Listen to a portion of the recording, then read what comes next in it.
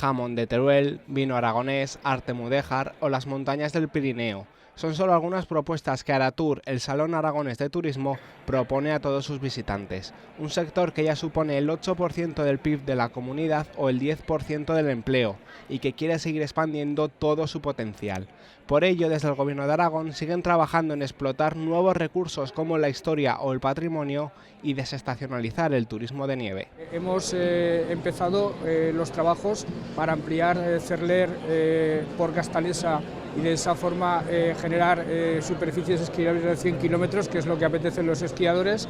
Estamos trabajando con un bono único para todas las estaciones para que se haga realidad por fin la unión física de estaciones entre los valles de Aragón y el Valle de Tena. Los aragoneses nos tenemos que creer que somos más de lo que nosotros imaginamos, y cuando vienen aquí, cuando visitas el recorrido, te das cuenta, descubres muchos espacios, muchas fotografías que preguntas ¿dónde es eso? Y eso es nuestro Aragón. La presencia de Marruecos es la gran novedad de esta 14ª edición de Aratur, porque en este salón también se dan cita a multitud de destinos nacionales e internacionales que ven grandes posibilidades en el mercado aragonés. La situación estratégica de Zaragoza, a 1 hora y media prácticamente de Barcelona y Madrid, tiene muy buenas conexiones con Canarias, con lo que evidentemente tiene mucha importancia para nosotros. Para nosotros el mercado aragonés es muy importante, es el cuarto en la escala y intentamos promocionarlo al máximo. Les interesa también descubrir otra cultura, aparte de que hay huellas también de la cultura árabe,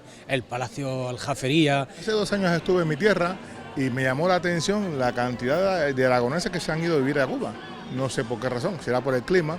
El objetivo de Aratur es mantener los 22.000 visitantes que recibieron el año pasado.